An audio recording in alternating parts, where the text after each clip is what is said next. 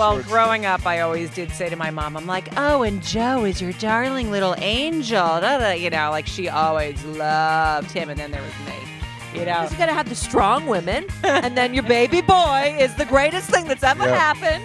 And when my kids complain, you love him more than you love me, I'm like, I hate all of you equally. All of you. I hate you.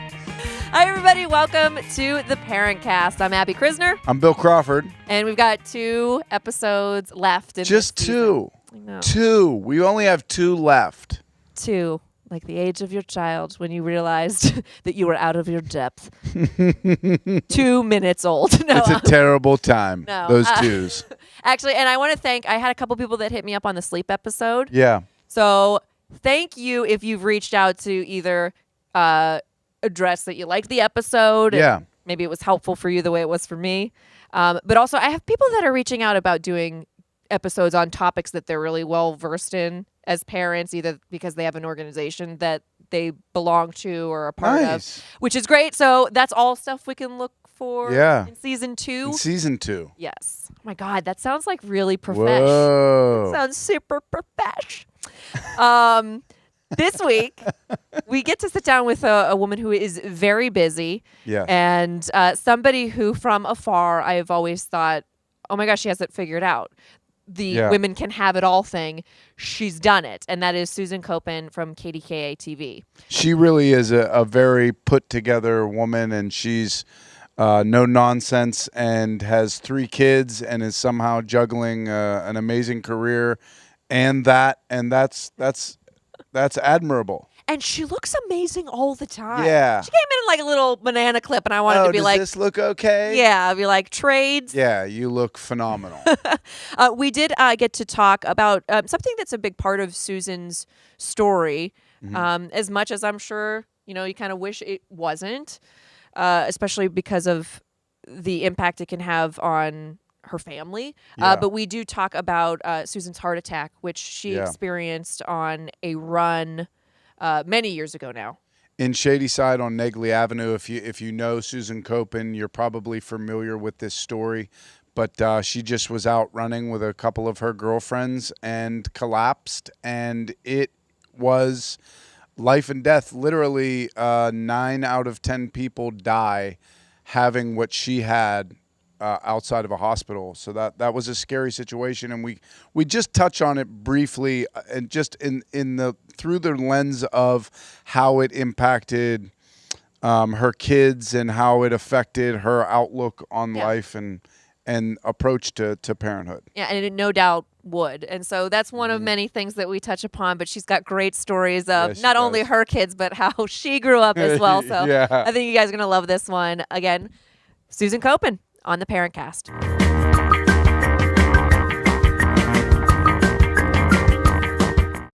I wanted a really big family. And growing up, it was just me and my brother. And my dad is an immigrant from Germany, like off the boat, left his entire family. And so we didn't have this big, crazy family. And my mom was an only child. And so when I was little, I said, when I get married, I want this really big family. So I got married when I was 30, and then we decided, like when I was around 32, to start popping out babies. So the plan was to have lots of kids in a really short amount of time, because time's limited when you're in your 30s. So I wanted to make sure it worked. So 3 kids in 3 years, and we had planned on having more, but then I had an incident, with my heart, and it changed everything. Sure. Okay, so that. Wow, I went real deep, real fast. No, it's good. So it's you had plans to have more kids, but then pumped the brakes at that moment. Yeah. So I, and all my pregnancies were amazing. Like I was like that happy pregnant lady, and it was like popping out kids. and so after my 3rd, I said, let's have another. And then I suffered cardiac arrest and had to have open heart surgery, and it really just sort of made me focus on we probably just have to heal me and heal my heart and focus on the 3 kids that we have. So those kind of health scares are real. And Yeah. we've talked in past episodes that like kids have a way of just in their presence making you think about life differently and in a more Thinking macabre about way, like, death, thinking about really. mortality in a way. Yeah, Like, you know, yeah. they remind you that time is finite. So when that happened to you, I mean, did it change how you felt as a parent? Did you notice that things had, you know, in the family got illuminated in that way? So I'm very much a you have to enjoy every single day kind of person. And so I think that I really annoy my family and my kids because every day I'm like, you have to live today. You have to live today. Yeah. What are we doing today, guys? Let's go, go, go. Yeah. Being in And- the moment's annoying, Mom. And they're like, can we just play Fortnite and like just sit here? Like, what? We have to go for a walk. Like, Right. So every single day of my life is packed from the moment I open my eyes until the moment I go to bed, which Right. is really annoying for everyone around me. So, yeah, so that, you know, I am a like wild, crazy, like my calendar is filled, you know, every line has something on it. And my kids, I'm probably messing them up with all that, but they kind of just want to chill, and my husband just likes to chill. But That's good balance, though. Like that's the yin and the yang. I guess, yeah. But the kids, and for my husband too, when something happens health wise to mom, they, you know, that's really traumatic. Sure. And you can't lose your mom. I mean, I'm sure my kids would have like dirty fingernails and like their hair not cut, and like they would be wearing each other's clothes that were dirty because Right. my husband was like, I didn't know I had to wash them. You know, How old was your oldest when this happened? Were they cognizant of like Trying the? to think that I think he was 6. Okay, was- so he knew what was Yeah, going yeah. on. That So had to he be he probably tough. took it the worst, and my husband, the younger two, not so much. That I don't think they remember it. Yeah, so very traumatic for them, and the thought that, you know, You're mortal. yes, like Yeah. mom could actually die. Wow, yeah, what would we do without her? So do they actually like put like knee pads and shoulder pads and a helmet on you like when you leave the house? Like, are they like trying Well, to I did protect notice you? they don't like to see me sick. Like if mom is down and out, you know, I got the flu a couple weeks ago, and I mean they would stand in my bedroom door. They're like, "Are you okay? Is everything okay in there?" Holding vigil. Right? I'm like, "I'm good. I'm good." And here's the thing too, and I survived something that's 90% fatal. 90% fatal. I kind of feel invincible, which maybe is not a great thing, but like I literally live my life. I was like, let's do it. Yeah. You know, and I think they might sense like, yeah, no, things can happen, Mom. Like Let's things- not do it. Right. So yeah. And so are you still like super active in terms of like, do you run? Do you bike? Do you Yeah. hike? Yeah, everything. I like to be outside. So we're huge skiers. And so I tried to get my kids into sports that we can do as a family and that they can do the rest of their lives. So we ski.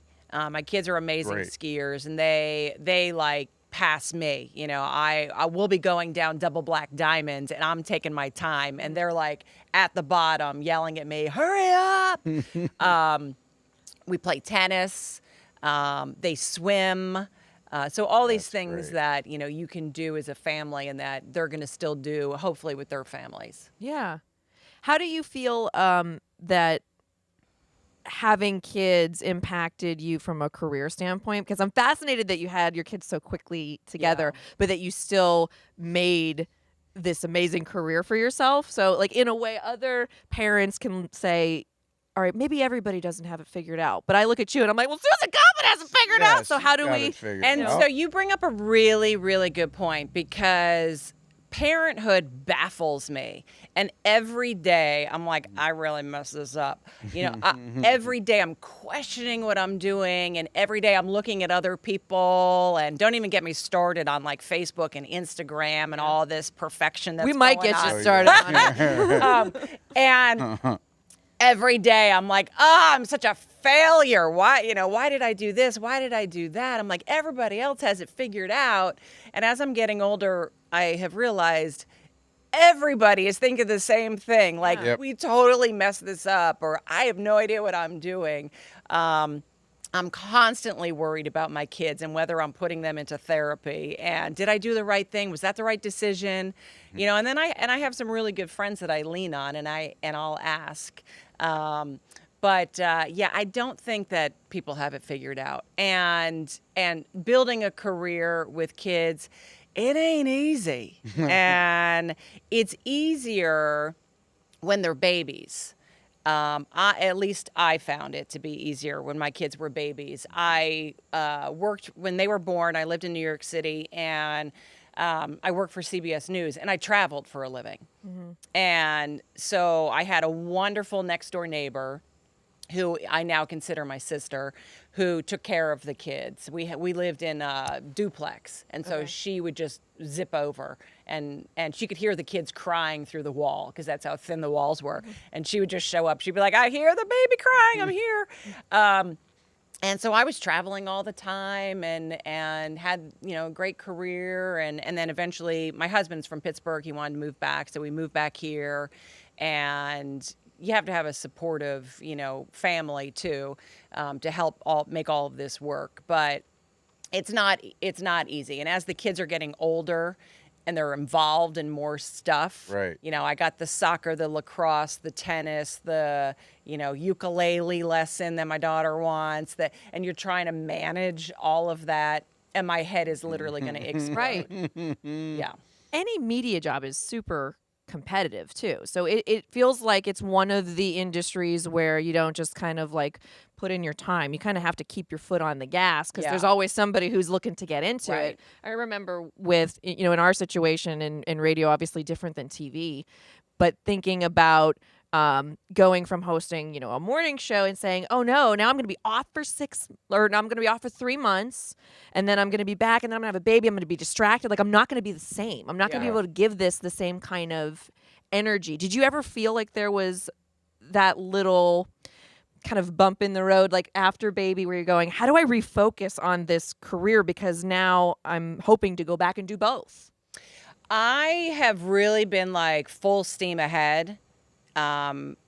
And sort of marveled at, how do I do this sometimes, you know?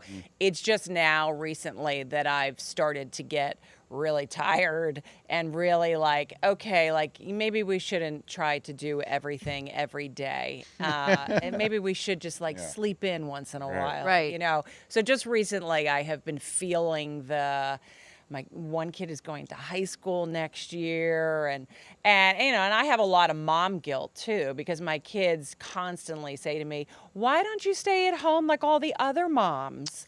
I'm like, "Who are all the other moms?" Right. I see lots of moms working. Who are you talking about? Yeah. I'm like, how about say, "Mom, we're so proud of you that you have this amazing job and you're such a role model." And they're like, "No, No. No, we just really kind of want you at home." I tried to start, like, at least expressing this at an early age to the kids, to make them understand, like, this media thing is almost like a separate entity, and it's the vehicle through which we get to have this great life. Like, we get to do all these cool things.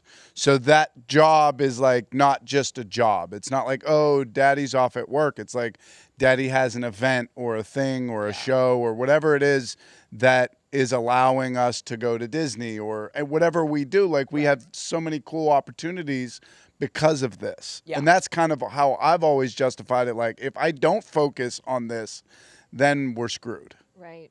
Like, then I do have just a job, and maybe I'm, you know, lunking bricks up a ladder, or I don't know what I do. And the one thing for us, since we all, you know, are on and have to be somewhere at a very specific time, there's no working from home, you know. There's no like, "Oh, I can work from home today. You're sick, home with the flu. I'll stay home with you, honey, and I'll just, you know, I'll get on my laptop and do my work from home." Not very flexible hours. It's not flexible. And there's a whole, you know, rigmarole with figuring out how the kids are getting places and who's going to be where and what time, and having a babysitter come over to fill that gap from the time where I leave at 2 p.m. until my husband gets home at, say, like 7 p.m. to cover the kids and get everybody. There's a lot of working parts there. Yeah. Especially because our jobs, like, I have to be at the station by 3 and I have to be on the air at 4 o'clock. And my kids have no concept that I'm on TV at certain hours. Like, they'll call me during the 4 o'clock news, and we keep our phones on the set. And so, of course, I think there's an emergency, and I always answer. I'm like, hello, I'm in a commercial break. What do you need? What's up? Oh, yeah. You can. Okay, you want a popsicle? Get this. Fine. Okay, bye.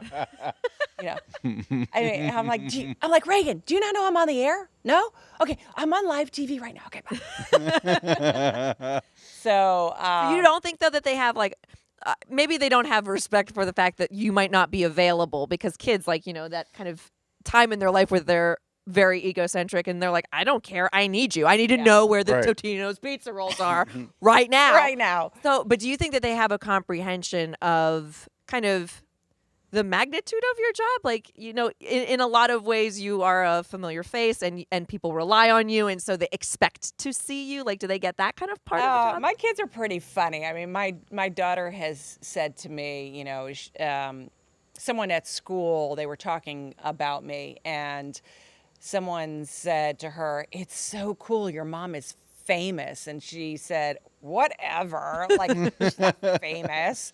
And then we'll be in Costco, pushing the cart, and someone will come over and talk to me, and we'll keep going, and my daughter will say, who was that? And I'll say, I have no idea. She's like, well, why were they talking to you? I'm like, because they watch the news. So they don't think I'm a big deal. At all. No, they never do. I'm trying to groom my daughter, like, because I kind of want her, at minimum, just her to think I'm a big deal, and I'll be able to live with that. So, like, when we're driving in the car, if I'm taking her home from daycare, and, like, imaging for my show will run on the station, I'll be like, Edie, that's mommy. And she just kind of is, like, staring at me like, I don't know. So we make a family photo album every year. Like, I do one of those, like, Apple photo things. Yeah. And so I include in it everything that everybody does in the year, so that Edie can see that her parents also do things when she's not around. Ooh, and so that we're people to her in addition to parents. And so there will be, like, we'll open a page and it'll be like a bunch of concerts that we did that I'm, like, interviewing people or something. And I tried to explain it to her, and I was like, Edie, this is what mommy does. Mommy works with people who make music, because mommy loves music. So that's what mommy does. She goes, mommy makes music. I'm like, yeah, mommy makes music. Yes. And then we were, like, listening to, like, a Dio record, and she went, that's mommy. I'm like, sure. Like, yeah, you kind of got it. Yeah, that's mommy. Whatever. I don't care. I'm giggling that you make photo albums, because I too used to make photo albums. And, like, well, and then they're like, where are our pictures? My one son, who's graduating from 8th grade, he's like, Mom, I need a baby picture for the yearbook and the end of the year celebration. I was like, huh. Here's the rub. You as a baby. Let me. I was literally, like, digging through bags, and I've moved so many times, and I'm like, I have no idea where. And so I pull out these baby pictures, and I gave him one. I was like, I think this is you. And he was like, what? What do you mean you think? I was like, I think this is you. I think once you get to the second kid, it's no baby books. Like, my sister definitely got one. My mom started mine, and it said, I'll write more later. I'm very tired. And that's the end of my baby book. That's perfect. That was it. So I think, like, by the time I have one, so getting the baby book done is still feasible. And anytime my husband says, like, are you ready for another? I'm like, well, are we going to have family yearbooks or not? Because once the second one comes, I'm just not going to have any time for this. And I always try to tell people, too, if you have multiple kids, at the beginning at least, being a parent is like being a sleep-deprived lifeguard at a really busy wave pool. Yeah. Like, somebody could be dying at any minute. Yeah. And people are trying to talk to you, and you're like, you can't talk to me. Like, I didn't finish a conversation for 6 years. Right. Because it was like somebody, oh yeah, the cupcake store. They have, it's the icing. Where is she? Oh God. Right. I'd lose her in the house, like, just looking away for a second. and she's like at the edge of the steps, Teetering. And we all have those parenting moments where we have done something where it is just so stupid and idiotic, or the kid, like, so for example, I took 3 of my kids to the Natural History Museum. Oh yeah. And so I have a kid holding on to the stroller, a kid in the stroller, and I got like a baby in the Like a Bjorn? Yeah. that thingy Yeah. that hangs on you. And the elevator doors open, and my daughter in the stroller drops the sippy cup, which I bend down to pick up. And when I come back up, my son is on the elevator. Doors That's closed. terrifying. Oh my God. So I did what any parent would do. I screamed, "Help me! My baby's gone!" Literally Evolution. How did you? screaming and paralyzed because I'm on like the 5th floor and God only knows. where did he go? You've never run through this scenario. You don't know what happens next. So Can he raise himself inside an elevator? So luckily, I just literally stood there and was screaming. And eventually, the elevator came back up. An elderly man had my child and said, "Is this your son?" And I was like, "Thank you." Oh my God. Yeah. It's like a magician. Is things this happen. your son? But, it's like when you have multiple children, too, and you're, working with one, you turn around, the other one's gone. You're like, what? Where did he go? Right. That level of anxiety Oh. is unlike anything else a person could experience, in my opinion. Like, I just never felt that kind of fear. Oh, yeah. And that's why I would say, like, if you have multiple kids and there's a park by your house, don't ever take them by yourself, because you're just giving yourself a panic attack. Yeah. There's multiple obstructed views. There's different levels. And the kids just want to run off in different directions. You're like, God, Yeah. and I don't want to get arrested, but there was this other time, like I said, we ski. So we all get off the chairlift and we all zip down, zoom, zoom, zoom, zoom, zoom. We get to the bottom and I look around and we're missing a child. And oh, no. I'm standing at the bottom and looking up the hill and thinking, okay, where is my baby girl? Because she's not with us. And eventually, I'm like, well, all hills lead down, right? Right. She has to eventually come down. An elderly man. So she down. comes down. She comes down with this woman. And I said, thank you for finding her. I'm so sorry. What happened, Reagan? And the lady said, well, I got off the chairlift and there was a little girl there saying, help. Anybody? Oh, no. I've lost my mommy. Help. Anybody? All confidence as a parent is By sucked the way, out can I of get an autograph? Like, you know what's crazy is that, I mean, I lost my daughter one time. It was like kind of raining, and we were over in Greenfield where my parents live, and we had the kids, and I had my youngest daughter in the baby carrier, and my other daughter was walking up with my mom and my wife, and they're talking to each other, and we walk in to the bar, and like we're just hanging out, and I'm like, where's Kennedy? And I have this baby carrier. I'm like, where is she? And they're like, oh, I don't know. And I'm like, we're already inside this place. I start running around the bar with the baby carrier like, Kennedy! And she's nowhere in there. We walk out. She's 3 blocks down Greenfield Avenue just walking and being like, I don't know. I'm like, why would you keep walking? Like, she could have been hit by a truck. Like, it was so bad and scary. And then we got her, and I was just so happy to have her and just so scared. And everybody was like, all right, well, let's, sit down and have dinner. I was like, no, dinner's over. no, I don't want to do I'm anything. not hungry. Yeah. I'm not going to eat again till Friday. I I'm glad you brought that up, because even in these instances, we can laugh about them now. But anytime I've seen Edie get hurt in a situation that, you know, I could have prevented it or something happened, like she was in a bouncy castle in our neighborhood that was facing a hill, and she bounced right out of it, right down the hill. And I've never moved faster in my life. But then I was thinking, like, I kept fast forwarding about, like, oh my God, she could have, like, broken something. She could have, like, what if she would have landed on her neck? Like, Right. and I couldn't let it go for 2 days, Yeah. to the point where it was keeping me up at night, and I replayed it over and over and over again. And I think the only thing that worked me through it was time of just letting it go. But, like, again, it's that anxiety that you talked about, where you can't even finish a conversation because you're constantly like doing that. That is turning me into a bit of a helicopter parent, Yeah. and I don't want to be. I want to be like boho, just like, oh, the kids, they figure it out when they figure it out. But I can't let go. Come back Yeah, when it it's gets hard. That's dark. hard. Yeah. Yeah, and We're 3. and, you know, and with 3 and having boy, girl, boy, there's many different levels, and when they get injured, oh, you feel terrible. So Yeah. I've had broken bones, we've had stitches, you know, my youngest has had broken arm, broken leg twice, stitches all over his face. Yeah. Do you guys get mad, or is that just me? Like, for some reason, if my daughter gets hurt, it makes me mad. And I- her or yes. yourself? Oh.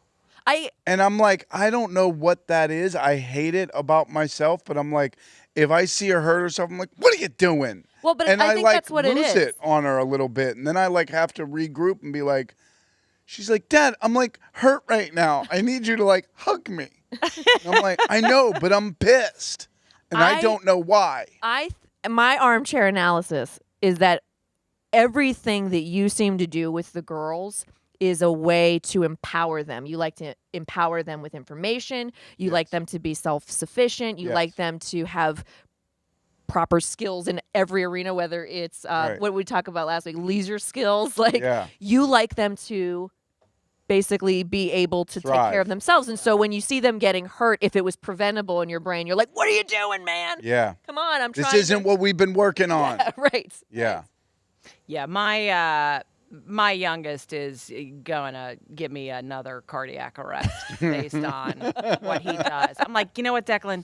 Just don't even tell me. You know, he'll What, be like, is he Mom, just like a thrill seeker? Oh, yeah. Like he broke his leg in Colorado because he launched like 20 feet in the air. Now we were, like I said, they're good skiers. We were at a national championship that they competed in for skiing. Oh, wow. But we were skiing home to the chair. It was the last day, competition's over, skiing home to the condo, ready to get a beer and hop in the hot tub, you know. Right. And we were all zipping down, and there was this huge jump, and he launched off of it, and it was springtime skiing, so it was mashed potato snow, landed, and his leg just... Yeah. Yeah, so I get a phone call from my husband. Declan broke his leg. I'm like, what? How is that possible? You guys were right behind me. So I then had to make the decision, do I run back up the hill or take the chairlift for 15 minutes to ski back down? So I ran up the hill, and it's actually kind of a funny story. So he's laying there, I'm holding his head, and he's crying, and ski patrol comes, and they look at me with a pair of scissors and said, can we cut it off, meaning his pants. And I said, go ahead, cut it off. And he starts screaming, no, don't cut off my leg. Don't cut off my leg. I said, no, honey, you're cutting off your pants. And he's like, okay. And they shot him with fentanyl up his nose. And whoa. And as we're it was a bad break. And as we're riding in the sled, snow's flying. He's like, Mom, this is like kind of cool. We're like on a rocket ship. It's like, okay, buddy. So I have my legs, right? Like both of my legs. They didn't cut off my legs, did they? But yeah, just wait. You'll go through all kinds of, it's terrible when they get hurt, but these things happen. But yeah, he's got his trick scooter that he like goes down steps, and he'll come wobbling back. Every time he walks out the house to go do something, I'm like, good luck. Yeah.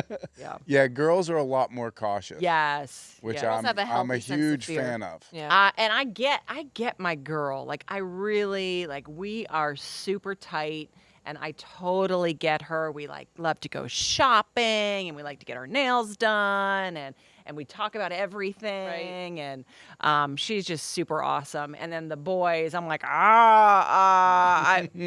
ask your dad. Like, there's lots of things I don't understand about boys. Yeah. I was going to ask you what you thought was easier because you have experience with both and through the ages. Well, here. everybody says boys are easier, and I just don't agree.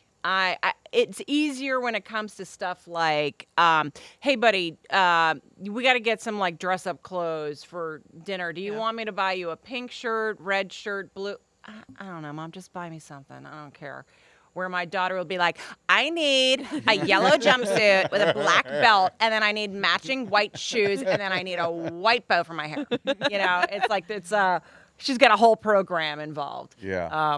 And she'll fight to the death to get it. Like, yeah. she needs that exact combination. Yeah. Yeah. I'm familiar with that. And she's 12. And so, my older kids are going through changes. And, the other day she said, I'm just really angry and I don't know why. And I said, welcome to the next 30 years of your life. Oh. And so she thought that was the funniest thing ever. So she says that all the time whenever she's like angry for no reason. She's like, and welcome to the next 30 years of my life. From an emotional standpoint, if you had to pick, like, okay, you got to deal with the boys today or you got to deal with the one girl. I can't read my boys. Like, I'm so worried about them and they're so chill. Yeah. I'll be like, "Are you okay? Is everything okay? Do you want me to set up a play date for you? Are you okay? Because you're just like sitting in the house. You want me to go do something with you? Do you want to go shopping? You want to go get lunch? And they just look at me like, can you just like zip it? Yeah. Like, I'm fine. Where my daughter, it's like I totally understand everything that's coming out of her mouth. She talks a million miles a minute. Yeah. I understand everything about her. Where the boys, I'm so worried that they're like mentally okay and like emotionally stable and everything's all right. Are you okay? And my husband's like, just calm down. Right. Well, when I got pregnant, I think we were talking about it before we found out the sex of the baby. I said to Joe, it's a boy. It's a boy because I am mentally built to raise a boy. I'm going to raise a boy. And then, of course, it was a girl. Yeah. And it was kind of funny that he said afterwards, he goes, as soon as they said it was a girl, I was like a little disappointed. But now all I want is a little girl. Yeah. And now if we have more kids, I only want girls. He goes, because I don't feel like teaching somebody how to be a man. Yeah. I love that's a lot of pressure. Because it's a ton of pressure. So now I'm kind of in that zone too. I'm like, if we had more, God, I would hope it would be a girl, because now I'm like, I'm ready for all of this emotional baggage that I've been carrying, and I'm going to show you how to try to carry it too. Yeah. And I grew up with a brother, and I was very much a tomboy. So sports was like everything to me, being outside, doing stuff, getting dirty. I used to wear my brother's underwear and tube socks. Like, my mom was like, are you sure that absolutely. So like and I have on my Puma sneakers, like my favorite sneakers were these red Pumas. And my mom's like, I think those are boys' sneakers. And I was like, I don't care. And so I think I was really well equipped to raise boys. Like, I wanted all boys. Like, right. We're going to do sports and this is what we do. And so when my daughter was born, we were like, oh, we weren't expecting a girl. What do we do with this? But now I love the fact that I have both. So I get to like be the coach on the baseball team, and I also get to go get my nails done if I want, So I get to go shopping and do spa stuff.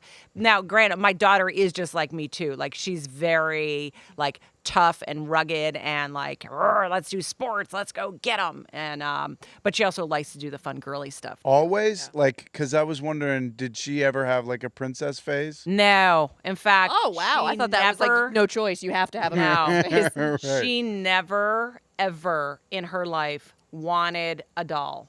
People would give her dolls and she'd look at it and be like, what is this? No Barbies, never had Barbies, Whoa. Never had baby dolls, never wanted pink, nothing. No, You did it. Oh my God, that's what I always wanted. How did you do it? I think you're just born that way. The only thing that I got was we took them to Disney and I made her dress up like Rapunzel. Well, yeah. But yeah, but that was Well, it. at Disney, it's different. Like at Disney, like that's my daughters were like, that's where all the princesses live. Like that's the real princesses. So that's a Yeah. little bit different. Like just in terms of like, I was like, oh my god, there's Rapunzel. Like I was freaking out. Right. 'Cause I'd Rapunzel's the never more been there. tomboy of the Disney princesses, though. She kind of is because she has like a lizard for a pet. Yeah. And she, spends a lot of time by herself, so she's pretty physically agile. Yeah, this is true. This is true. And my daughter, I mean, she's got no hope here in terms of being super girly because she's got 2 brothers and she has 8 boy cousins. She is the only Wow. girl. Okay. The only girl. Yeah, I do remember in kindergarten the teacher calling home and saying, "Can you talk to Reagan because she kind of scares the other girls? 'Cause she's, like really aggressive and a go-getter." And I was like, "Seriously, Mrs. Wallnow, Yeah. look at me. What do you, Right. apple does not Deal with fall far from the tree." I would be like, I'm proud of her. Yeah. I can't talk. Yeah, I'll talk to her. I'll tell her, good job. Yeah, but so we joke like, "God bless the person you marry because he's It's gonna gonna be a rough ride. He's gonna have to be real strong." I'm trying to raise like the strongest girls I can, and I always tell them like, you don't take no for an answer unless it comes from me, and then please take no as an answer like Yeah. the first Every time. time. I say it. Yeah, how's that working out for It's you? not working No. at all. Actually, it's working terribly. Yeah, and I really am kind of a pushover parent. Like I said, parenthood baffles me. Like I don't know what I'm doing. I should have read more books. I read that What to Expect When You're I did Expecting. too, but Yeah. I knew everything about having a baby, but then once I popped it out, I didn't have time to read. So I probably should have read some more books about how to raise a child. So it's a free for all. But I'm always baffled about what things that I should do. What should I do? Am I doing the right thing? And I'm just hoping for the best that they turn out to be good people. I mean, that's like my biggest. That's my biggest thing with them is, please be a good person. Yes. Please, I don't care if you make $1 million and have a fabulous job. You could do whatever you want for your career. I don't care. I don't care if you excel in sports. I really don't care what you do as long as you are a good human being and actually care about other people. Yeah. Don't be a jaguar. But what I was getting back to your point of the no. So I'm a pushover all the time, and if they ask for stuff, I'm like, okay, well let's I'll make that happen, and I like bend over backwards to get stuff for them and do stuff for them if they want something. And then the other day I said, you know what? You guys say no to me like every day. I need to go into your school of thought. I'm like, I'm going to start saying no too because you say no to me. Right. I'm like, why am I saying yes all the time when you say no for stuff like putting away your laundry? Nah, I'll get to it later. Not doing that. Right. Take a shower. Nah, I'll take one tomorrow. Yeah. So now I'm saying no. I think that's a good parent skill. Yeah. to your earlier point, though, too, of like being baffled by parenthood, I remember the utter fear. Like, as soon as you have the baby, your first baby, it's like, oh my God, this little bundle of joy is here. Family members are coming in, kissing the baby. You're talking about the name. I love the name. Look at the cute little socks. Oh, there's a little hat. Yeah, we get to go. They go down the hallway at the end, and then like, not even like 2 days later, they're like, all right, so you guys all set then? You ready? And I'm like, like they're pushing you out of the hospital. Yeah. You're like, I don't know what I'm doing. Are you guys sure this is cool? Right. I did more to get my license. Right. Yeah. Like, It's so can you true. can I get my permit first?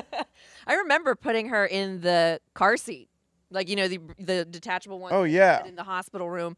And I put her in it, and it looked like I had a fake baby doll that I plopped in there. And I'm like, and Joe, I remember saying, like, he said it was the scariest car ride we've ever Yes. taken. The whole way home, he kept thinking, please, everybody be nice. Everybody be nice. Yes. Please be nice. Oh, my God. I wish they knew there was a baby in this car and a very, very tiny, tiny little baby. You know what it is? It's like Horton Hears a Who when he finds out that there's this this speck, and in that speck there's a whole universe, and then everything becomes like a danger zone. Like yeah. everything. So like you're driving, you're like, slow down. Everybody Like, stop. can people whisper? Like everybody's being too loud. Everything is dangerous. Everything is dangerous. Got to wrap you in bubble wrap. Yeah. Right. Right. We got to block the outlets. We got to get those. Where do you get those? Yeah. You want to hear about the time my son put a fork into the outlet? Honey, let's not do that ever again. It like shorted out grandma's living room. And we were like, what the? Oh, that was an Yeah, away there- game? And Like, there that he wasn't is. even Oh, your it was an house? away game. Yeah, oh, yeah. Oh no. Oh, yeah. Yeah. It was a Christmas time. He was behind the tree, and he's like, look at all these magical lights and this cord that goes to here. How old? Who knows? 3. You'd be like, I know math now. It's like, I don't know how this happened. And I have a spike. I have spike hair. well, and you have a young one. Wait until they all lie, She's Right. kind of lying now. Well, you know what? like to your face. Like, I don't know. Yeah. I'm like, who ate the entire box of Nutella, all 16 individually wrapped things that were for your lunches, guys? I don't know. Really? Not one of you knows what happened. It was the dog we don't have. Not one of you. And then my little guy can't lie to save his life. And so I'll look at him and I'll be like, Declan, who did it? And he'll be like, okay, it was Reagan. I was gonna ask, do they band together? Like, do they kind of stick together when you guys are coming we after have me? an informant. They protect each other and will lie for each other until I get them separated, and then I do the interrogation, and Declan always cracks. That's good. He tells me everything, everything, and I love it. I'm starting to get. She's not quite lying yet, but the seeds have been sown for lying. She just tries to manipulate things and just kind of like is now testing out that little boundary. So it'll be things, like where I give her a set of choices, which is always like a fool's errand for me too. For her age, I'm always like, hey, we're going soon, so you either have to go brush your teeth now or we're changing your diaper. Pick one. We're going. Come on. And she just goes, maybe I will watch Sleeping Beauty. And I'm like, not an option. Start over. And it's she says cute things like that, or she sees that there's M&Ms like behind the counter. She goes, maybe I need M&Ms. And I go, oh, maybe. I'm like, those M&Ms are for girls that go on the potty. So as soon as you do it, I'll get you an M&M.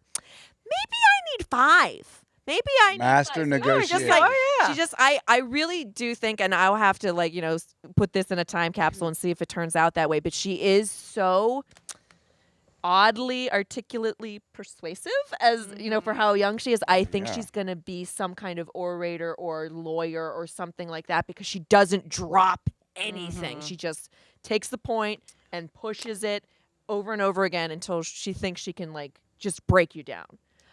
Doesn't work for me. Works on Daddy pretty good. Me, not so much. I am a cold, just cold-hearted, You're ready made of to go to stone. war. Do not care.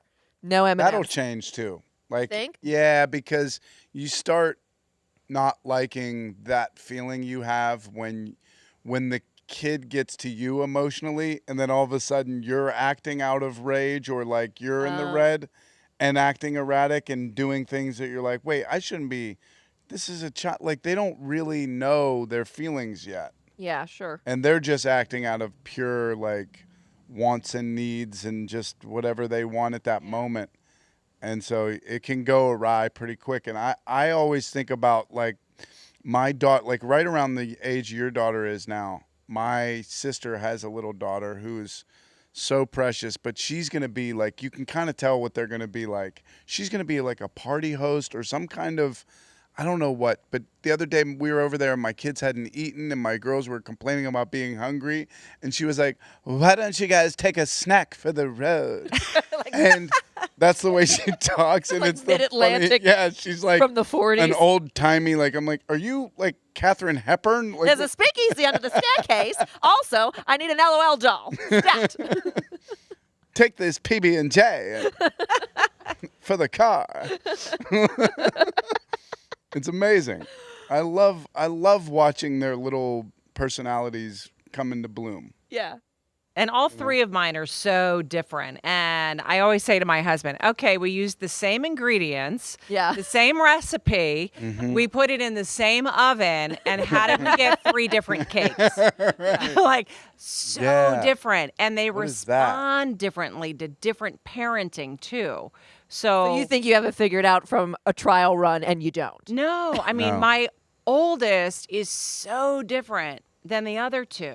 And just respond so differently. I mean, he does not like to be yelled at. So if you yell at him, it sends him in the wrong direction. Where my middle and my youngest, if you yell at them, they're like, okay, sorry. I'm sorry. You know, I didn't mean, I'm sorry, Mom. I didn't mean to do that. Where the oldest, if you yell at him, zoom, he will like fight you to the death. But if you calmly say to him, hey, bud, you know, that wasn't the best choice. All right. Yeah. But so it's really, really interesting. And also it's difficult to navigate because you want them to all be the same person. You know, you want them to all be like, everybody listens to what I am saying and you're all going to do it immediately. And they don't. Right. and you got to, and they each have their own emotional thing and physical thing and, you know, and different ages. And so there's a whole lot going on. Do they butt heads with each other? Because again, we're talking about being really close in ages. And I know my sister was pretty close in age with me. And when we got older, that was a benefit, but when we were younger, it was impossible. Oh, and it's hard too because I have boy, girl, boy, and so the boys gang up on the girl, and then she comes out swinging, and then I'm like pushing the foreheads apart, you know, and they're still swinging their little arms trying to get each other. Yeah, it's hard. Yeah. And you try to get like that one size fits all in terms of the parenting, like your approach, like you want them, like you said, to all behave the same way. And it ends up being a Jerry Maguire situation where you're like, all right, who's coming with me? Is anybody going to do this? I need to get one of you and I I just need one. Do I have a taker? I have none of you. Okay. All right. This was a failure completely then. Yeah. And you know, my husband and I too, we talked about parenting and our parenting styles before we even had kids, and we were totally on the same page. Well, now, you know, my oldest is 13. It's like he's over here, I'm over here. He's a black and white, you know, if I said no, it's no. There is no other thing going on. And I'm no, kind of, maybe, sort of, maybe it can be a yes, maybe no. I'm back to no. No, maybe it could be a yes. So I kind of confuse my kids sometimes too. And I also, my mom is 100% Italian, and if you know anything about Italian mothers, like my brother is 50 and my mom still makes his lunch for him. Okay. So I still tie my 10-year-old shoes for him. He's like eating breakfast. I'm putting on his shoes and tying them. And my husband's like, what are you doing? I'm like, I'm so sorry. You need to learn that skill all on your own, honey. Yes. Sorry. You know, that makes for a very dependent man, because that's me. Like my grandma was, you know, Italian. My mom is Italian. And the way that they, you know, she would like bring me into her house, be like taking my clothes off to put them in the wash, cutting my hair, making me a sandwich, and just pampering me to the point where I'm like, this is a sweet deal. Like it's going to be like this. And then you end up in a relationship and you're like, where's the fan and the grapes? And it's not there. It's those seeds to be like, nobody will ever match up to your Italian mother. It's like, do we wonder why my brother at 50 is still single? I mean, I don't know if they do that for girls though, because that was my situation. But as the girl, they're like, grow up. You know, and my grandmother will still to my daughter when we go over to visit, she'll say things like, if Edie's not using the potty, she'll be like, well, looks like you're still a baby, you know, like, and I'm like, Jesus, Grandma, yes, she is. She's a baby. And so, but it flashes me right back to like growing up right next to them, where I'd be like, nope, you can't do that. You're a baby. And I'm like, you're not a baby, you know. So I think they do a little differently for boys and girls. I'm sorry. No, it's okay. And you know, growing up, I always did say to my mom, I'm like, oh, and Joe is your darling little angel. You know, like she always loved him. And then there was me, you know. Because you got to have the strong women. And then your baby boy is the greatest thing that's ever happened. And And when my kids complain, you love him more than you love me, I'm like, I hate all of you equally. All of you. I hate you. Oh my God, that's funny. I've My never mom, said that to my sister said, I have. Yeah. my sister says the same thing about my mom. She's like, "Oh, you're precious boys," because it's two boys and then her. She's the baby, and we got everything. I mean, my mom was doing my laundry way past the time she should have. Like, I didn't live anywhere near her, Right. and she was doing all my laundry. My mom still comes with groceries. Yeah. She comes to the house. Oh, like, yeah. she's got like this like, just boxes of like, I got you laundry detergent. Did you need milk? I brought milk. And then, and at some point they actually just got back from Italy. So they were gone for a while because they were celebrating their 40th wedding anniversary. They were going to like go and have a good time. And we were really happy for them because they've never taken a trip like that. And just this morning we were actually looking at our refrigerator and Joe went, are we out of milk? And I went, damn, when my parents don't buy us groceries, like we have no food right now. So Yeah. there's a little bit of like. Well, that they come in with stuff. They're like, you don't have any light bulbs. Right. There's no light bulbs in this house. Sometimes I tell Joe, I'm like, my mom comes with stuff and it's basically like, here, you throw this away. And I'm like, oh, not okay. I'm going to take my kids on a road trip to see my parents, and it's about an 8-hour drive. And I'm so excited because I know once I get there, I'm not going to have to do anything. Yeah. I'm just Yeah. going to have to breathe because my mom will cook all the food. She'll do everything for Did us. she have the Italian temper too? Because my mom was very sweet to us, but also would threaten us with whatever she was holding. And oftentimes it was that thing you scoop spaghetti with that she also used to scratch her back. She's like, I will beat you with this. You mean the brown belt my mom had? Are you talking about that? yeah. Which I don't think it ever touched me because we lived in a ranch house and it was like a loop. And I would take off running and my mom would run and there were 2 steps to get into the living room, 2 steps to get out. And I would just run in a loop until she gave up. Yeah. That's how you developed that like innate love for running is it was just something that reminds you of your childhood. That's it. I had to run away from the brown belt. Oh my gosh. Did you ever get spanked? I remember my dad spanking me one time, and it was really kind of weird because I did something that deserved a spanking, and then he was like, "I'm not going to spank you now. I'm spanking you later." And that was like way worse because the whole day I was like trying to behave, and I was like, "So it's like, is this like take the spanking off the board?" And he was like, "No, nope. You take a shower, and when you come out of the shower, I'm gonna spank you." And I was like, "Oh God!" I think that's the first time I cried in the shower, not the last. Not the last. So that's a psychological warfare there. I asked him about it. Did he follow through though? Did he? Yeah. He did. I asked him about it as an adult. I was like, "That was weird. What was up with that?" And he was like, "Well, I didn't want to spank you when I was emotional because I didn't want to like Hurt you? yeah." Yeah. Yeah. But I was like, "It still really hurt though." Yeah, it still ended up hurting. But after that, I think I straightened up around the house. Like that was some psychological warfare. Yeah. Yeah. That I was would've- like dead man walking for the whole day. like in my mind, it would have worked even if he said, "I'm going to spank you later." So, it's coming up. And then you said like the whole day you were trying to reform your behavior. I almost feel like he could have gotten out of it probably without spanking you, but just the threat of it coming and delaying the threat and the anxiety of that, like that could have worked as a strategy. I actually may use that. Like it only happened once. Yeah, I don't. So Yeah, I won't have to actually follow through on the spanking, but I will threaten it's coming. winter's coming. Yeah, Yeah. Be like you don't know what day it's coming, but it's coming. Yeah, I'm not a fan. I'm not a fan of the spanking. No. The kids know too. If I ever threaten, I'm gonna spank you. They're like, seriously. They're like, it doesn't hurt, Mom. You don't Literally, even I'll have be a like, brown belt. Yeah, I'm like, oh, you're a cute little tushy. yeah. Be like, I remember this little bum when it was a little baby bum. And that's the hardest part too. Now that they're growing up, when my youngest lost his final like front baby tooth, bawling my eyes out. And they were like, "What is wrong with you?" I'm like, "I'm never gonna see that again. I'm never gonna have that again, where my little baby loses his front tooth." That goofy look and the smile. Right? Yeah. It's never gonna happen again. I think my husband was sad when she lost the baby fuzz.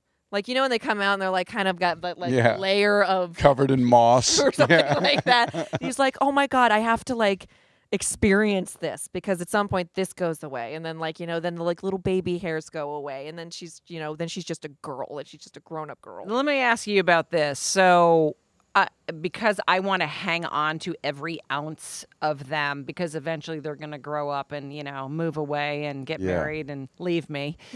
If they come into our bedroom and want to come into my bed, I'm like, come on. Right. And my husband's like, out. Yes. Out. I'm like, no. Yes. I want him to cuddle with me. He still wants to cuddle.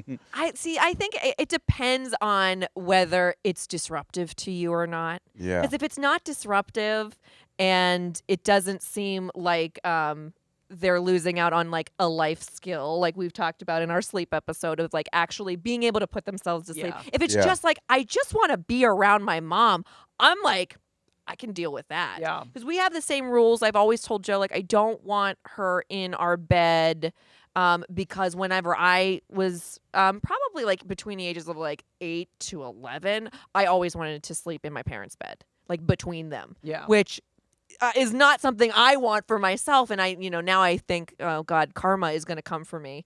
And that's going to be our situation. So I always want to like, no, this is your room. This is your room.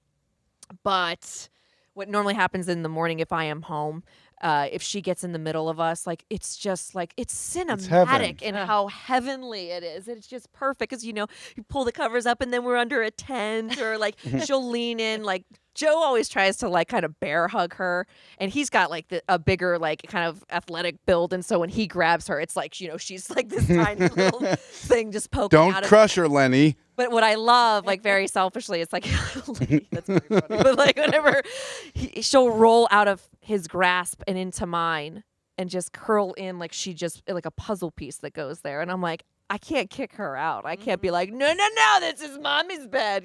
It's tough. It's just beautiful. At night, though, it's different because I don't know if you do the same thing, but preparing for the morning show is like we're either watching a hockey game or a baseball game or, I'm on the computer and accepting her in is like tough. Yeah. Yeah, I think that'll probably happen as she gets older. Like, and we've talked about this before too, where like I'm not the friendliest at nighttime because the clock's in my head of where I'm going. If I'm getting up at 4, you got to be out and asleep by 8:30 at the latest, or else like I'm not a nice person and I want to do bedtime with you. Right. How do you feel like when you're home? How much of work comes with you? Because I would think like there's almost some part of you that would have to shut down to not be checking Twitter and not having like another news outlet like on all the time just in case you want to be in touch with it. I'm really good at not having work at home with me. Yeah. So I'm really good at when I'm home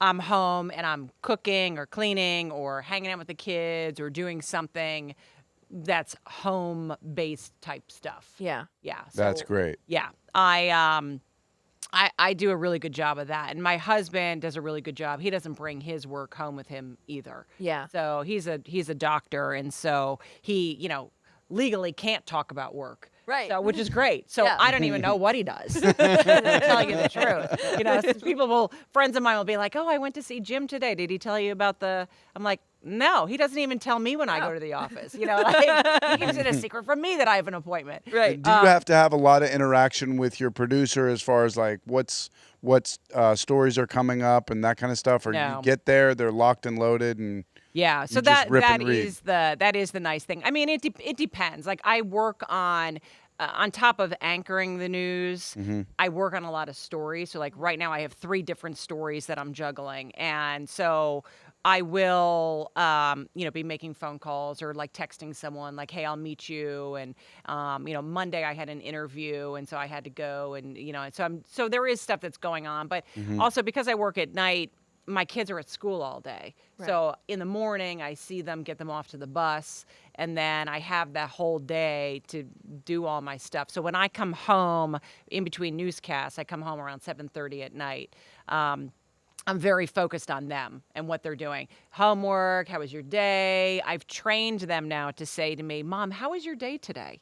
How are you doing? Good for So there's- you. How did you do that? So so there's two things that I did in my life with my kids, and I'm very proud of, and I wish I had done more. So I made it a rule when they were itty bitty. As soon as you walk into my house, your shoes come off. You will not walk in my house with shoes. You will not go on the carpet. So without even thinking, my kids now, as soon as they run in the house, click, click, give shoes off, and they're running around. And I train them that they have to say, how was your day today? And so they do that every single day. How young do you think that started?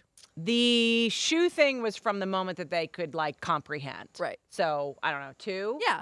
And what was your method? Brown belt, or how did you just? It was Just the spaghetti. repetition? It was the spaghetti Pasta. scoop. And the how was your day probably came about a few years ago, when literally I would come home from work and they'd be like, "Can I da da da? Can I do da da da? I want this. I want that." And I was like, "You guys are so rude. How about asking me how my day was and how was your day?" And so they now know to ask me how was your That day. is amazing, and I love it, and I'm using it right away because my biggest pet peeve with my girls is every day that I pick them up from school, they are asking me for things before they're even in the car. Yes. Can we Yes. get a snack later? Yes. What are we gonna go to the park? I can't do the. Oh, Dad, why'd you park over here? And I'm like, this is so out of line and uncalled for. I'm already in a place. Yeah. Yeah. Yeah. Put me there. How about getting in the car with a good attitude? I always ask them how their day was. Right. Now I'm gonna make them ask like me. it. I'm gonna make them. Make them, yes. Well, remember, what we've learned in past episodes, it's all about modeling. So when you show them, Oh no. well, no, it's a good thing. It's a good thing. My kids are going to grow up and know how to rage. I'm a hot-headed Italian at times. Ah! Well, even with the modeling, we talked about pleases and thank yous and stuff. Yeah. And one of the things that we learned along this, first season journey here is that when you want kids to have manners, that you do it for them. So when you're teaching them please and thank you, it's like you say it every time. If Bill asks me for a water, I go, water, please. Yeah. May I have a water, please? Right. And we do that with Edie a lot where, Thank you, mommy. thank you, mommy. Yeah. Like over and over again. Yeah. And you just kind of keep saying it. And then it starts to happen naturally, which I'm proud now that I can, if I make food just for Edie, like if I've already eaten or I had like a shake or something like that, and I don't really want to eat dinner or whatever, I can slide her meal over to her and she'll start eating it. And she goes, Mommy, where's yours? And I'm like, that's the kind of empathy I am trying to get you to say that we invest in each other. So when I'm invested in you and then you ask me. And then we do that together, and it is, It's, Or I will beat you. or there's a belt and a spatula, Whatever I and use it's to coming make for you. this food will be on your head. And I do always love, as rotten as, you think your kids are and they're rude and disrespectful, at times. Right. You're like, oh, I've done a terrible job.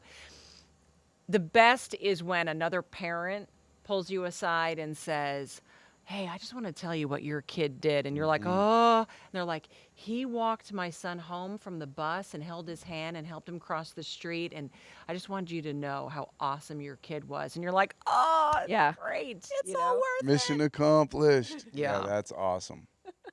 That's Susan Koeppen, a great guest for us on the Parentcast. So good. You know what? I started off saying, well, Susan just seems like she has it all. And I bet you she's going to reveal that she doesn't have it all. But she kind of does, doesn't she? I still feel like she has it all.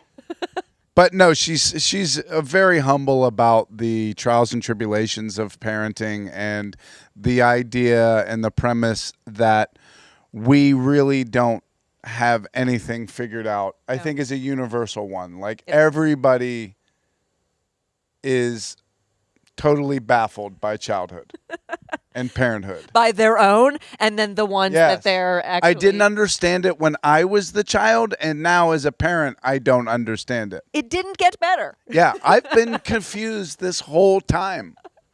We're happy to be confused with you. So thank you for Yes. joining us here on the Parentcast. So we've got one more episode. This is a big one. And it's a big one. We It's were a big so one. stoked to do this because I wasn't sure what we were going to get when Bill said, do you want me to get Sean Casey? And of course, yes, I want you to get Sean Casey. Yes. Because I was thinking, like, Sean would be one of those guys where it's like, oh, yeah, the kids do some stuff and then you figure it out and whatever, everything's fine. But he got really deep with us. Yeah, he got deep. And I've been looking forward to reliving this episode because even he had nuggets of information about just being grateful about things that I have tried to use every day since then, and it's kind of improved a little bit of my everyday to day mindset. Yeah. So I'm grateful for him for bringing up a lot of the stuff that he did. So he's going to be our season finale, and appropriately so. I've been, friends with Case for a long time, and I've always thought he was absolutely hilarious. His energy, he is like the human version of Red Bull. He is a walking, talking Monster Energy drink. And but what I saw from him in this episode, I had never seen from him before. He was dropping knowledge. Yeah. There was like a little bit of Tony Robbins in there. I agree. It was super thoughtful. And again, that's one I'm really excited not only for you guys to check out, but I want to jump into. I want to it check again. it out again. Yeah, absolutely. So we will see it next week here on the Parentcast. New episodes every Thursday at 6 a.m. iTunes, iHeartRadio, Google Play. Just search the Parentcast. If you are already watching the video cast, then you found us. Yay! 1059thex.com and dve.com. Thanks to Bryce Powell and Michelle Moritz. I am Abby Krisner. You can find me at Abby on the X. And I'm Bill Crawford. You can find me at DVE Bill Crawford. We'll see you next week on the Parentcast. Bye.